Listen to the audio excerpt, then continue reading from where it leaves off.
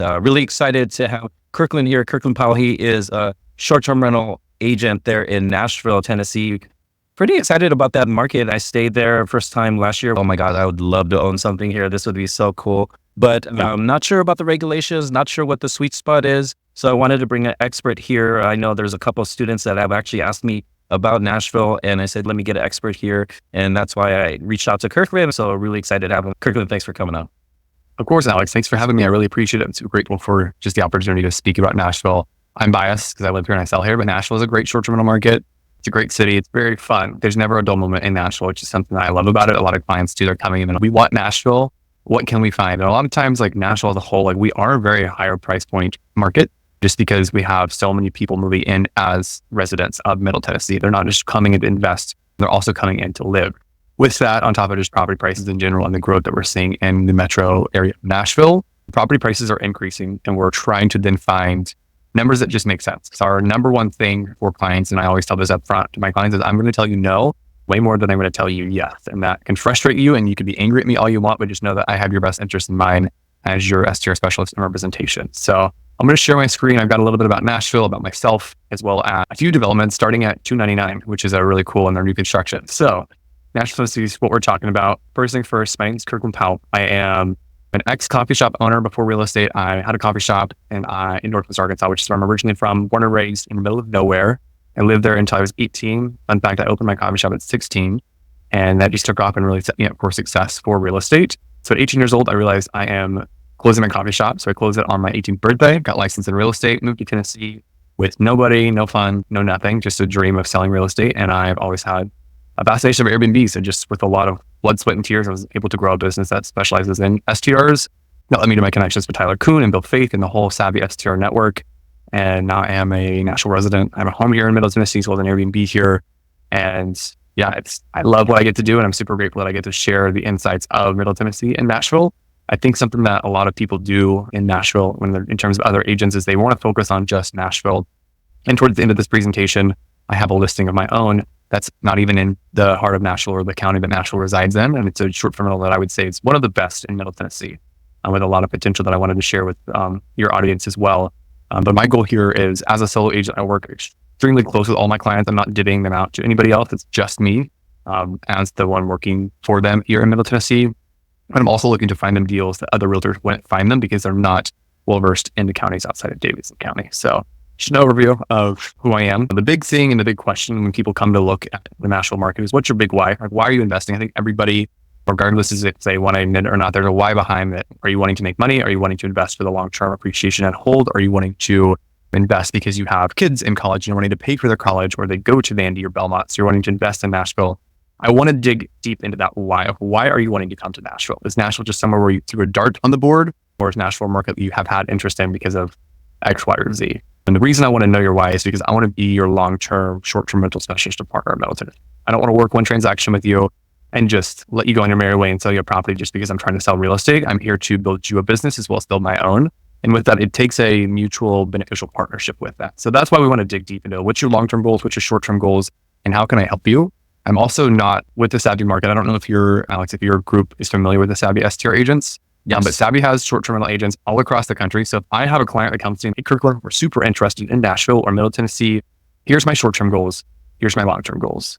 If I don't think that you're a good fit for my market, I will 100% tell you that as well, because Nashville is not a good fit for everyone. And I'll tell you that up front. I have some clients who like wanting to be in Nashville, but their goal is financially, they can't be in Nashville yet. They're wanting to buy super properties or their goals just don't align. So I push them off into other markets. I introduce them to other agents. And then when they're ready, they can come back to me in Nashville. So really understanding the why, what you're looking to do and why you're investing is super important for me as the realtor to also know, to help you find a property. And then for those who don't know anything about Nashville, fun fact, we are the world's capital for bachelor and bachelorette parties. So there is about 4,000 to 5,000 groups that come into our city every single month. Prior to buying my house in February, I used to live downtown, which was an experience to say the least. We had party buses Sunday to Sunday. Like there was nonstop partying. Like 9 a.m. Idle taverns were out. Yeah, it was popping. The music was blasting and they were drunk at 9:30. And I'm like, this is great, but I am sick of this. But the Airbnb don't get sick of it. A lot of people are also super hesitant on Nashville. If we're going to have an Airbnb in a party city, like how do we protect ourselves? And I'll be honest, you're just going to have a lot of throw up. a lot of wine stains, and you're just going to have a lot of extra sheets. Like this past weekend, we had guest checkout, and there was actual vomit in one of my pillowcases. And I told my cleaners, I was like, throw it out. I was like, I don't care. I don't want to keep it.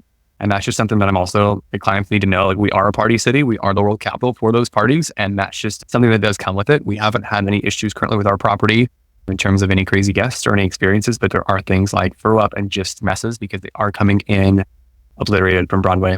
Last year in 2023, the average daily spending was $29 million. And that was per day. So that was 10.56 billion total spent in tourist dollars.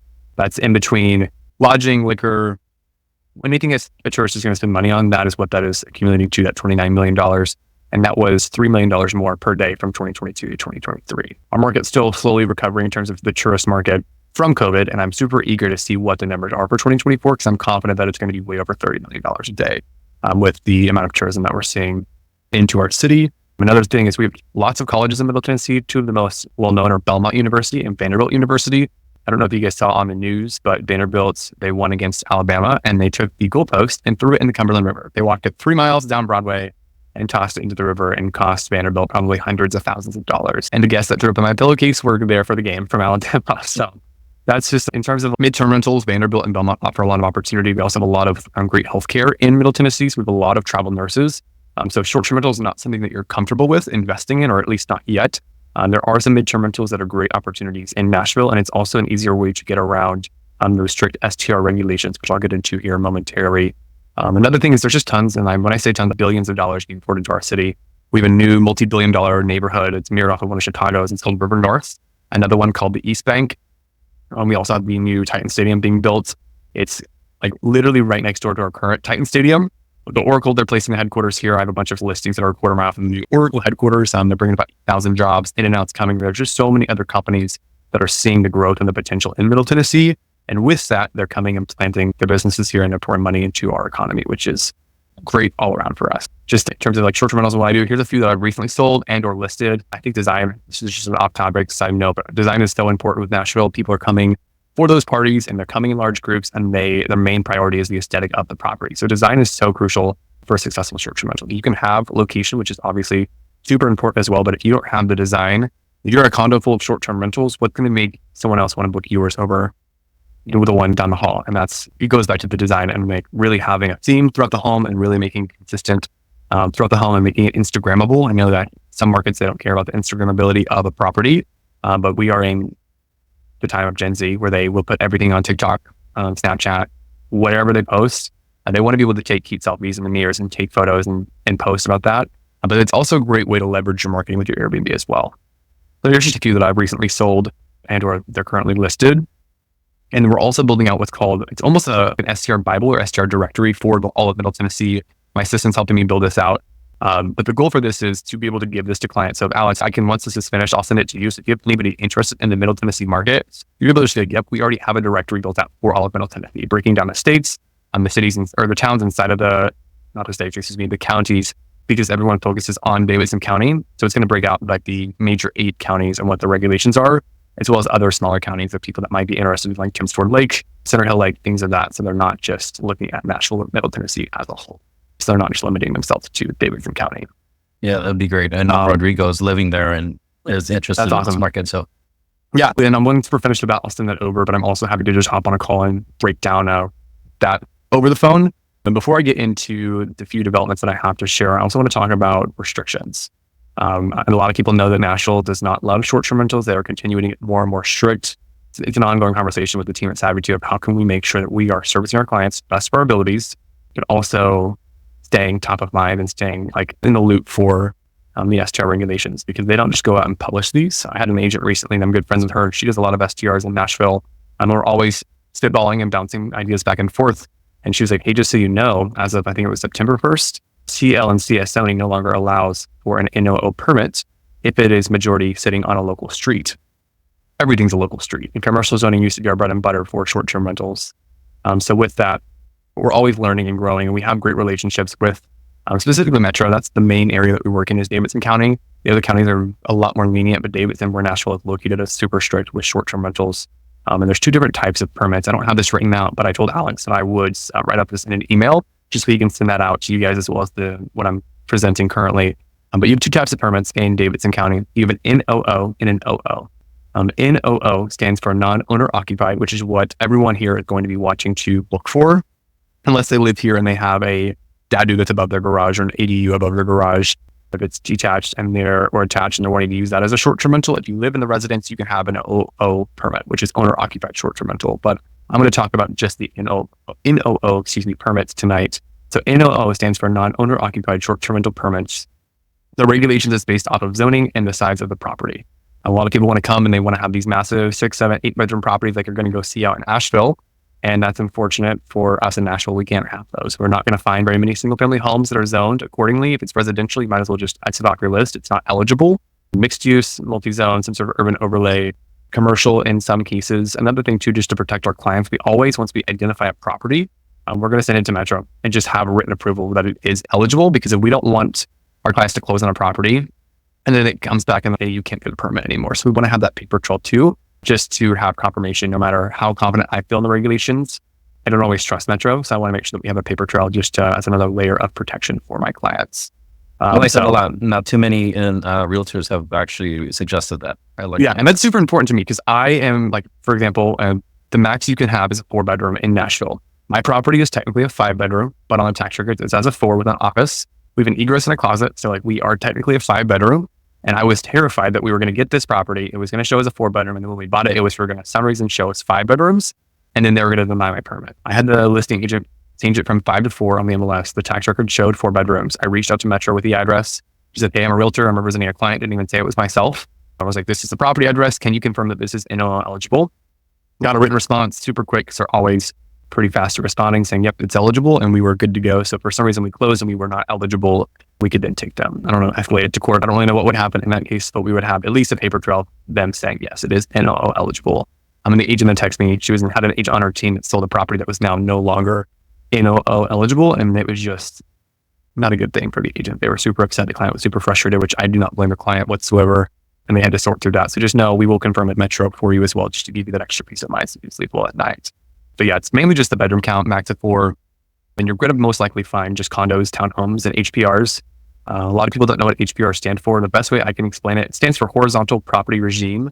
The best way I can explain it is just think of it as a duplex. It's either HPR attached or HPR detached. Attached is simply just 2 units together like a duplex, but you're selling unit A, unit B. They're not sold together.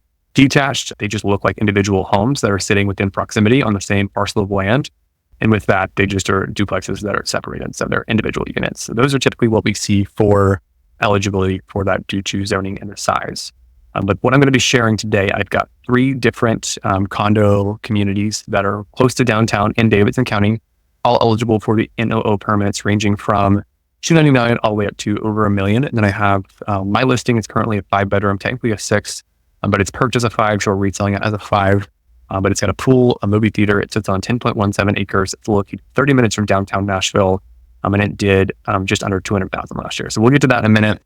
I want to dive first into this Hayesboro.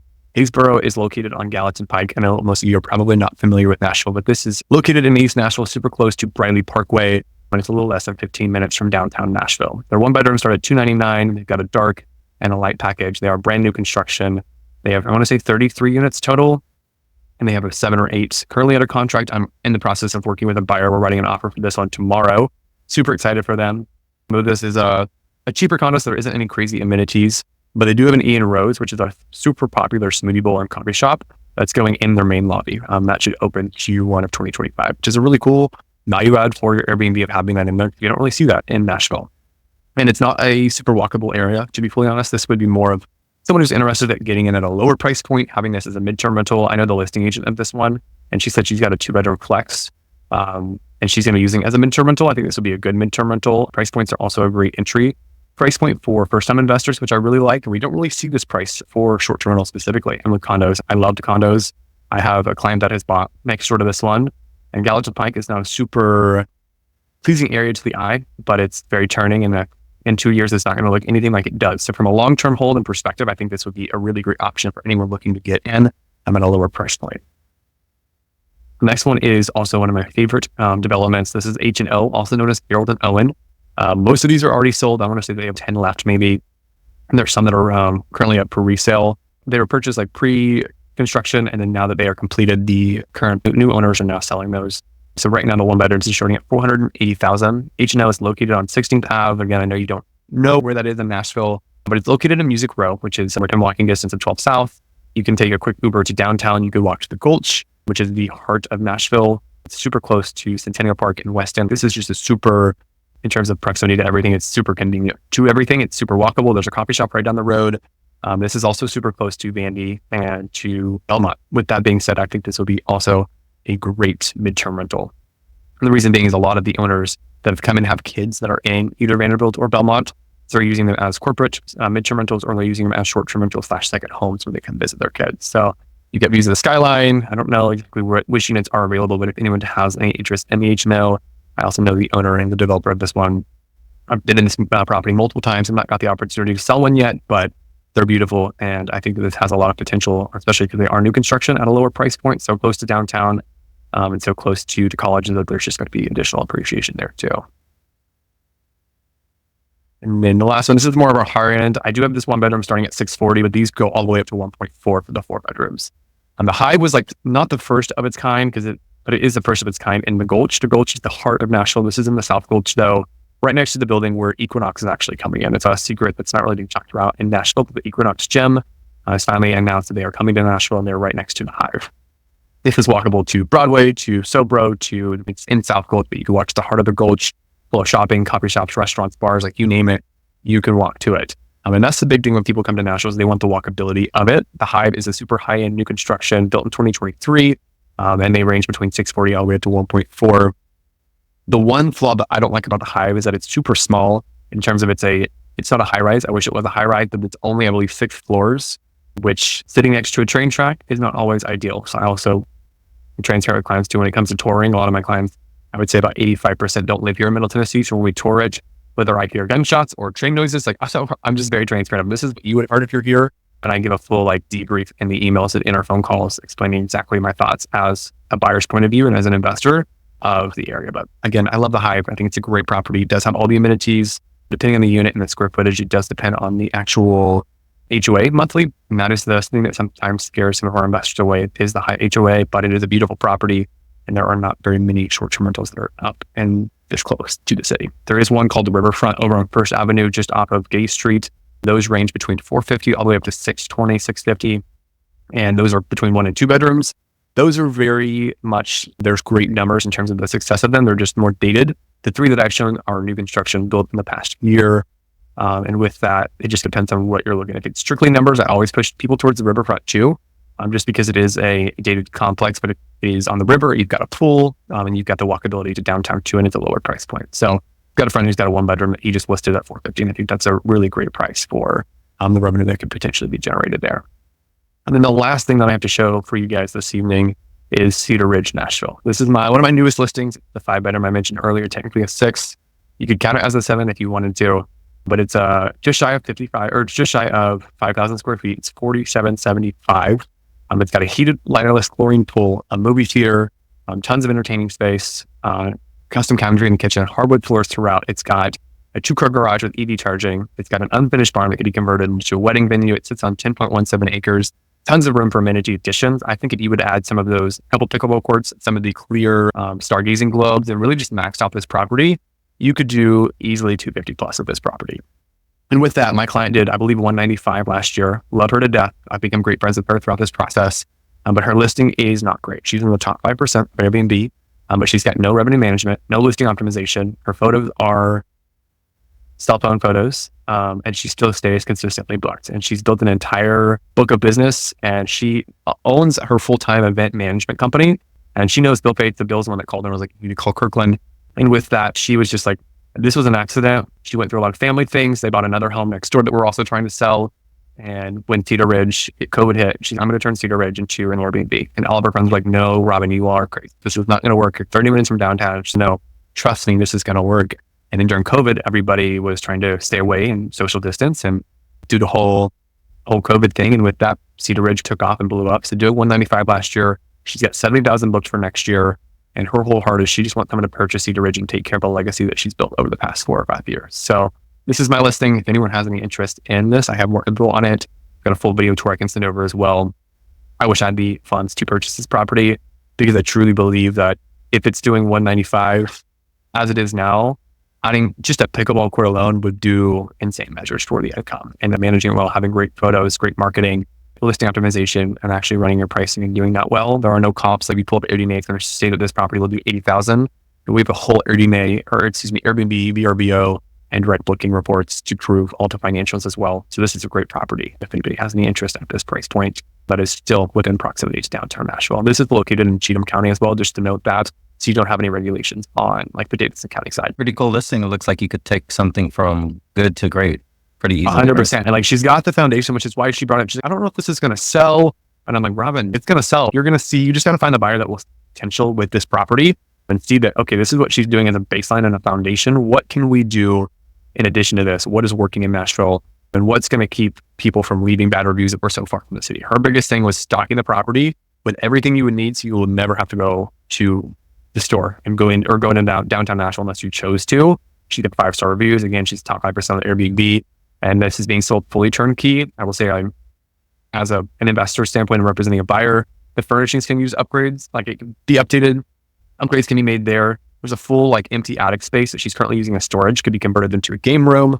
It doesn't have any AC or anything, but you could easily build it out super and add more square footage, and it would be a super cool game room. There's a movie theater downstairs, but you could do some sort of just additional entertainment space in that space. And then in terms of storage, there are like 4 or 5 owner closets, and there's also a storm cellar, which is really cool. So I love Cedar Ridge. This is one of my favorite listings that I've gotten the chance to help market and sell. Got tons of interest. We just got an offer on her property next door. So she is super motivated and eager to sell Cedar Ridge. And I believe, yeah, that's all that I have to share this evening. I know I just word vomited a bunch about Nashville, and I know you can hear a bunch and hear good things and bad things, and there's always questions. And I just want everyone listening, including you, Alex, if you ever have questions, shoot me a text, shoot me an email. I'm always available. And if I don't answer, I will get back to you as quickly as I can. I live and breathe short-term rentals. I love helping people invest. And it goes back to their why. What is your why? Why are you investing? And how can I help fit in the puzzle and be one of your puzzle pieces?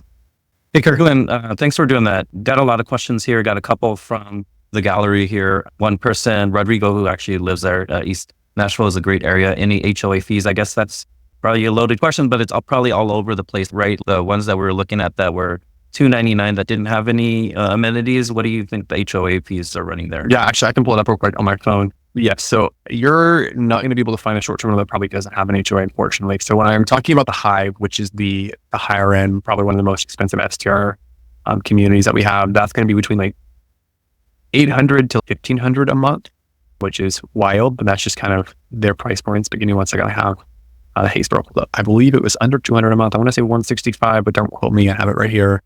But it's lower with the lower price points, and also just depends on what they're maintaining, what they're having to insure. There's just a lot of factors in there. So I can't say like there's one specific number for anything, but I will say there's no way you're really going to get around having an HOA. I have some clients that are like, Kirklyn, we do not like HOAs. We don't want to be a part of the HOAs. And it's wonderful. The market's not for you unless you're going to go out to like Cheatham County or where Cedar Ridge is, where there is no HOA. So it just depends on what they're looking for and the HOA numbers. Because I know that's too, you've got to add that into your monthly expenses. So does the HOA, in addition to your monthly payments and all your other expenses, does that make sense to operate a short-term rental? Is that the make or break factor? I have it right here. Give me one second. Okay, I was wrong. 342 was for the 2 bedrooms. I would say probably 165 to 220 for the 1 bedroom, but 342 is what it was showing for the 2 bedrooms. And for right now, they have a 1 2-bedroom plus, which has a loft. It's a 2 bedrooms with its own terrace and its own loft. And then also the 2 bedrooms regular, those are $499. Excuse me, but the 2-bedroom pluses are around $650. But those $299 ranges is for the 1 bedrooms. And they range, I believe, between the $299 and $350, just depends on the square footage, where it's placed at in the property or in terms of the layout of the community. But HOAs are hard to get around, unfortunately. Yeah, what I found, well, when I bought a condo, I was budget shopping, to be honest with you. I was getting a sticker shock of like all these HOAs. But what I found is the cheaper you go, you end up having big assessments every year because they have no, what's it called, reserve. And so they're running it at bare bones. One year we had a $19,000 assessment. Would you rather have a larger like a payment? Because I think our HOA was like $200. Would you rather have $500 and build up a healthy HOA to be able to solve all those problems versus coming up with large assessments, taking all of my cash flows? And to that with the HOA, like most people don't live in Nashville either. So to have someone take care of even just the lawn care and the exterior of the property, like that's worth a lot. concerns that the HOA might change their rules regarding short-term rentals? Is that a thing out there? Yes and no. I don't really run into this. And so the three that I've shown, those are built for short-term rentals. The idea is for investors to come in and buy a majority, if not all of those. So for those, I wouldn't worry about HOA changing. Though there could be something in the future where, for example, the riverfront I mentioned, which is over on First Ave, they have a specific additional fee of, I want to say, $2,500 or $3,500 a year to operate a short-term rental. I could see in the future HOAs could potentially get stricter on that, but for the most part, there isn't. We really run into that issue as of right now. Not that it won't change. I don't really foresee that being a problem, but it's always a possibility, so we can't rule that out, fortunately. Corey asked the question here. I'll just read it verbatim. His question is, what is the equity growth on homes in these areas, and are value adds necessary to force the equity in homes? Good question. I think yes or no. There's a lot that has to do with the equity of the homes. So our standard appreciation and that we're seeing is 3%. Really, we're seeing between 5 and 10% still. With the amount of development that's happening as well, we're seeing more and more. The one concern that I have in terms of short-term rentals that is affecting the equity, like we have a handful of clients. I have about 10 million listed right now. Some of them are getting great traction, some of them are not. And it's not that the properties are priced incorrectly, like they are priced per the market, if not a little below, but it's because our home prices are going up so quickly, which is not necessarily a bad thing. And I don't want that to come off as a negative. But because home prices are going up because of the demand of people living here, the average daily rental rate and what you're grossing on an annual basis is not going up at that same rate. So if our home prices are going up at 5% and our ADR, or annual gross revenue, is going up at 2.5%, we can't keep up, which makes it hard to resell as a short-term rental. As a whole, short-term rentals are about 10% to 15% worth 10 to 15% more than your standard property is what we're seeing. There's another thing called a MIPA. It's a mutual interest purchase agreement. It's a loophole between the regulations. So let's say someone buys a residential property that's eligible for short-term rental at the time, and it was not residential then, they put it into an LLC, and then it's rezoned. If it's held invested in that LLC, they can resell it, and that makes the property worth more as well. In terms of a value add, it's really case by case. And if there's a specific property that a client has interest in, I'll run a full report on homes that have sold in the area to really see what that appreciation is looking like, so they can get a better idea of what it's going to look like too, as well as give any other additional information in terms of value adds of the neighborhood and of the area as a whole, so they can see what the next 2 to 5 years looks like for that neighborhood for potential growth and returns. I was on a coaching call with a student today, and one of the things that they wanted specifically was they didn't want a beach market or some of these ski resorts where you're only busy just during this short amount of time. What's the seasonality here if we buy one of these condos or even Cedarwood? Are we pretty much busy year round? What's your take here? Yeah, great question. So I will say we are not a beach market in terms of the seasonality of they only come in the summer times. We typically pick up around spring break. So end of March, early April, start of our peak or start of our busier season. Best months are going to be between May, June, July are our great summer months. October is also a really great month, and then it starts to slow down around November, December. And then I like to say that people need a break between New Year's Eve and St. Patrick's Day from drinking so much on Broadway, and then they come back and they need about a 3-month break. So your busiest time is going to be between May and October, but you still have people that are coming here for what Nashville does for the holidays is insane in terms of the Christmas lights and the draw there. Not as much as bachelorettes and bachelors, but there is still parties happening, and you're not going to see a dull moment in Nashville. You just might see a little bit lesser of a crowd. So there's always people that are going to be here in Nashville, but in terms of peak season, it's going to be between May and into October. Very similar to my Smoky Mountains properties. I think that's the same season, and maybe it just has to do with school, but I think there's events all the time in downtown, right? Always. And some things, a lot of times there's concerts, in certain areas, not in Nashville, there are concerts on weekends. Here, you can have a random Tuesday and there's going to be 5 concerts happening. There's always something happening. There's always games happening. There's always just a reason to come to Nashville. And oftentimes people will tell you, who are not educated in our market, that we're not a one-night market. And I don't believe that. I think that we have a lot of one-night clientele, especially if you have 1 or 2 bedroom condos. You should have that open for 1 nights minimums throughout the week and 2 nights on the weekends. Because you have somebody coming in on a concert on Tuesday, but they got about 2 nights. Why would they book your property if they only need 1? And why would they not go to a hotel? So that's something cool to keep in mind as well when buying a property in Nashville, is that we do have a lot of things happening that only require a 1-night stay throughout the week. And that's just another value add, or not value add necessarily, but another way to look at it to bring income coming in if you don't have your rules set as a 2-night minimum all throughout. Are there any areas that you would stay away from in that area? And I know I stayed at my friend's short-term rental, and it was right next to Middle Tennessee University. And I thought, is this too far? But the thing is, it wound up being a 10 to 15 minute Uber ride.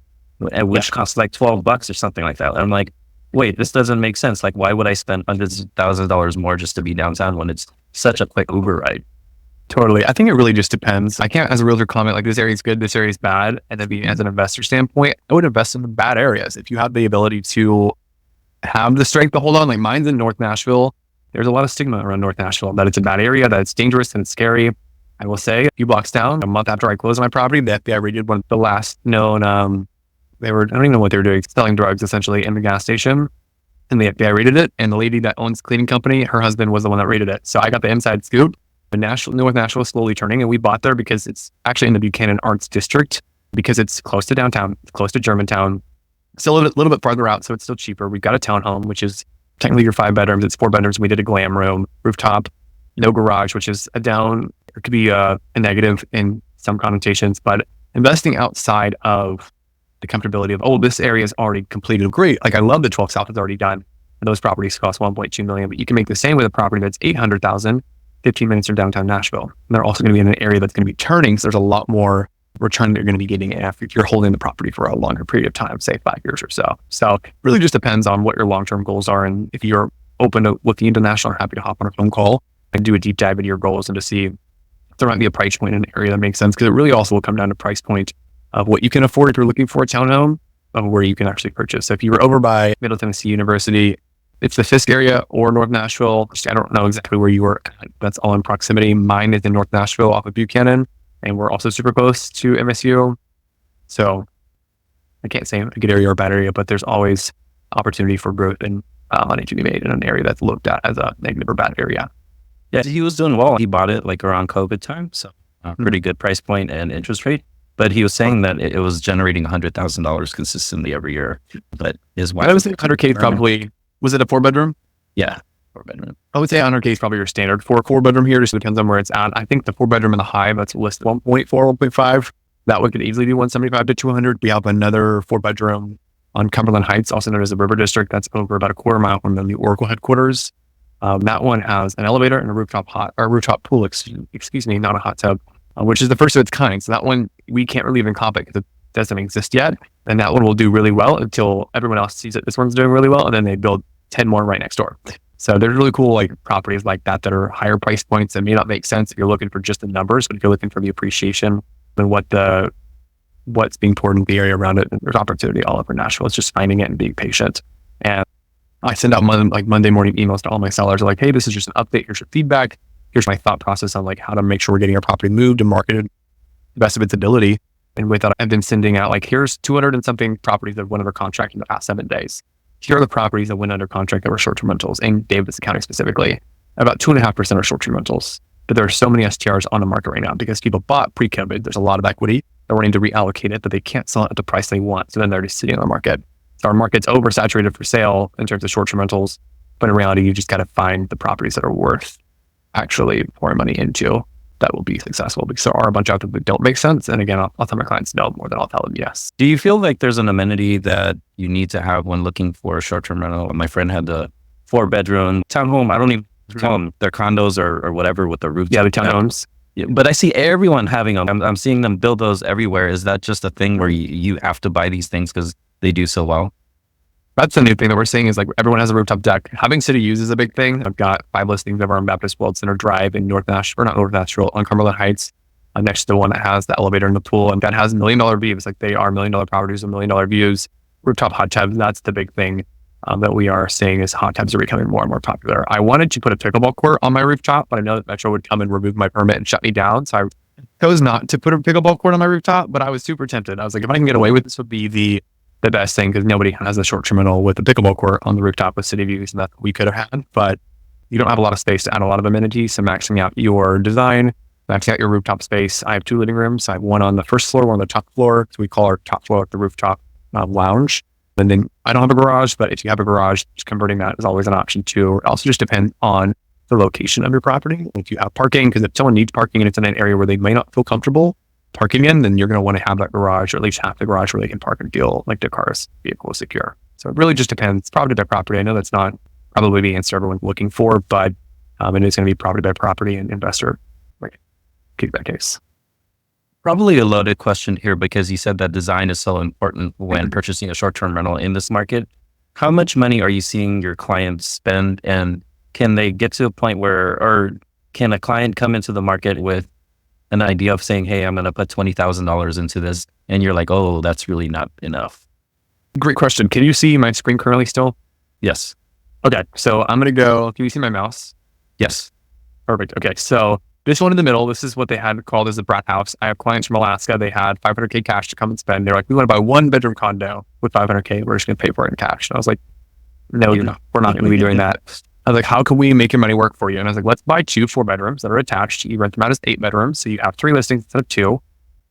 And you are still saving money. You're not going to be spending that full $500K, which is exactly what we did. These are the clients. They're from Alaska. Their properties are right next door to mine on Buchanan Street. This one was sold at it was $984 each of them, fully furnished like this. This one really, there wasn't much to do other than the garage could be converted, but our area, you got a garage, it's great to have. So they decided to keep the garage.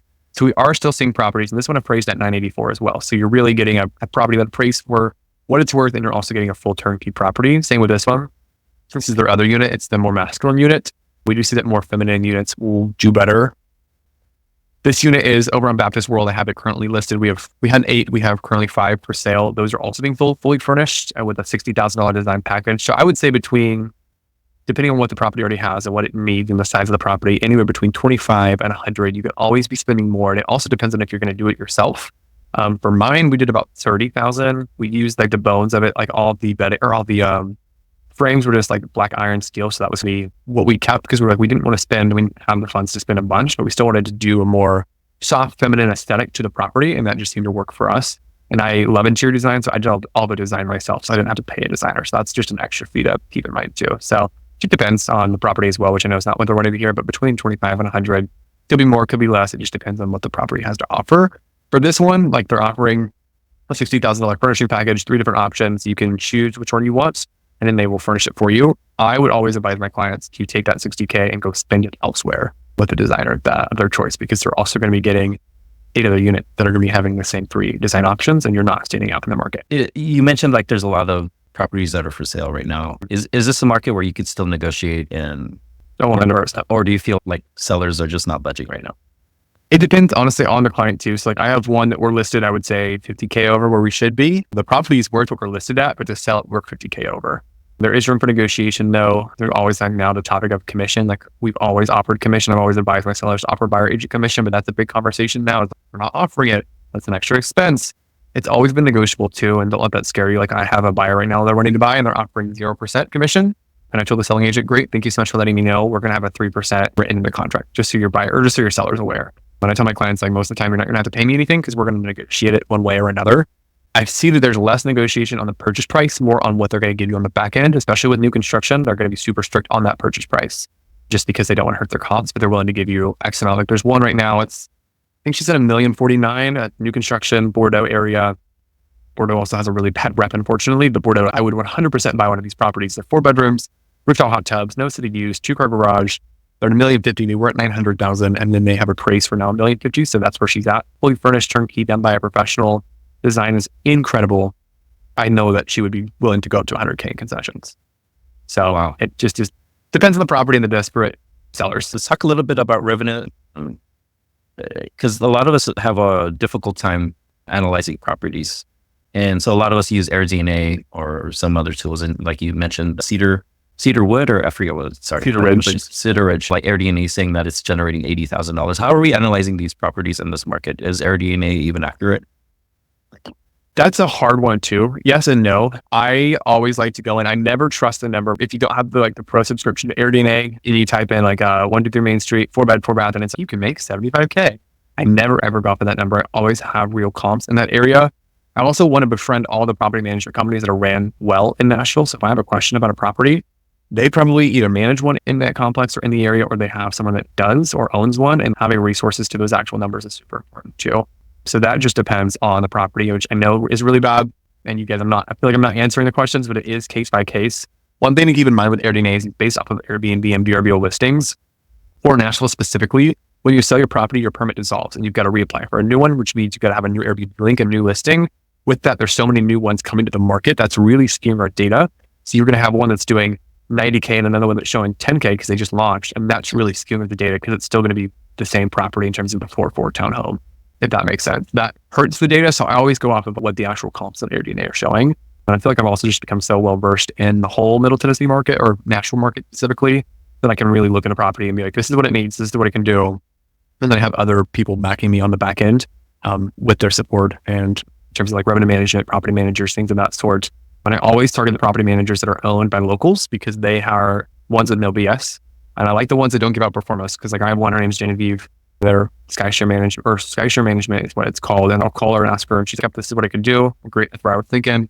And if a client calls her and like, hey, we want a performance, she's like, you can do this. I'm not giving you a performance. I'm not going to guarantee you anything, but I'll try my best to make that for you. And that's how I want to do my business too, is like, we're going to run those numbers based off of what's actually happening. And I never use a big chain performer for clients. I know a lot of people, like realtors that don't know STRs will be like, this is showing it could do 95,000. And yeah, but like it can't. And they're going to tell you that. They're going to feed you a spoonful of lies. They're going to get you locked in their property management contract. They're going to make money off of flips. And then what are you left with other than a mortgage that can't be paid by your Airbnb? I'm going to go to a couple more questions here in the chat. Rodrigo is asking, what are your thoughts on the Brentwood and Franklin areas for short-term rentals? Great question, Rodrigo. So Brentwood does not allow short-term rentals, neither does the city of Franklin. Outside of Franklin, in terms of Williamson County, they do. I've got clients from Houston right now that are looking for that super property cabin style feel. I think they can do really well. It just depends on where they're at. And they're actually better comps for Williamson County because there's not as many. So you actually get real numbers for that. So did you say Rodrigo, he's the one that lives here in Nashville? Yes. Yeah. Okay. If everyone a great coffee or dinner or drinks or whatever, Rodrigo, let's connect. So I would love that. And we can talk about more short-term rentals in Middle Tennessee and Nashville. I think Franklin, there is other realtors will tell you, oh, you can't do any short-term rentals in Franklin. That's incorrect. If they would just pick up the phone and call Williamson County codes and ask them, outside of Franklin, what do you allow? They would learn the permitting requirements. And it's really, there's no strict requirements as long as you're not in the city of Franklin. And then Brentwood doesn't allow them at all. And then Davidson County, they've got to be zoned specifically. So it's part of our Brentwood's Franklin part of it's Williamson County. So it just depends on the property too. Can you comment on possible apartment saturation in Nashville market? Also understand that there are big hotel chains, Carlton, coming to Nashville. In terms of apartments, is he talking about the apartment arbitrage? People are coming to try and arbitrage because they can't afford it, or are these talking about more of the condominiums that are short-term rental eligible? Can you clarify that? Maybe the condos that are short-term rental eligible. I think that's the concern. Well, I don't think that should be a major concern just because there's not very many, to be honest. There are so many that don't allow them. It's more mid-term and long-term.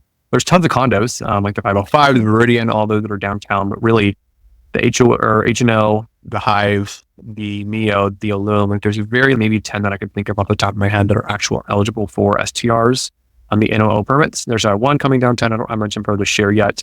That will do really well. Once it's up and down, I would say probably 2026, 2027. But I wouldn't let that be a big concern. I will say our city does side with the monopolies of the hotels though. So that's something that we're trying to work through. And I'm trying to join the local STR board, or short-term rental association board, because I want to be in the know more. And I also want to have a say for myself and my clients in the market. If I am able to join that and become a part of that and get more info, I'll 100% be open to sharing that, how we're trying to combat that with the city and metro as a whole. I want to get a couple more questions because they're coming up on the hour. One of them, I know you touched a little bit on NOO and permits, so on and so forth. What's the typical turnaround rate? And are there any crazy requirements? Over here in Palm Springs, you actually have to limit the amount of check-ins, and some areas here in Southern California, you have to be within 30 minutes or have an emergency contact. Are there any crazy things that you have to do in that area? Yeah, great question. I'll try and be quick with that. So for the NOO permits, you do have to have somebody that's in proximity. I'm in the process of launching a company called Ghost. So it's a property concierge company. You encourage our clients to do self-management, and there's nothing like that in Middle Tennessee. So when we have that up and running, even if we don't, we can negotiate that and talk about what it would be like to need your emergency contact. Because like even my last clients, their emergency system was going off, their security alarms at 11 p.m. and they called me and were like, can you please go over there and disarm this and meet the cops? So I did that. So that's something I do for my clients. Is I'm happy to be their resource and boots on the ground here. And then once Ghost launches, we'll have a whole team to support us there too. So you've got to have someone within 30 minutes. You've got to have an inspector come in and just make sure that you have the windows in all of your bedrooms and that your sprinkler alarms are placed correctly. My home inspectors also do the STRP inspections, they're awesome. And then you've got to notify with certified mail your neighbors that you're operating a short terminal. They don't need to approve it. They just need to sign off with that certified mail saying they got the letter, that they understand that's happening. And once you get all that done, we submitted it to Metro and it was less than 48 hours and we had our permit issued to us. So it's a pretty simple process. What are some of the vendors too? Yeah, Yeah. they're very similar to Phoenix. I just went through the whole process. And I think a lot of other cities are doing the same exact thing. I want to ask about revenue in that market. This is an extremely loaded question because I'm sure it's going to be all over the place. And I'm always teaching people like to look for properties that hit like 15 to 20% gross revenue of whatever the purchase price is. That's our.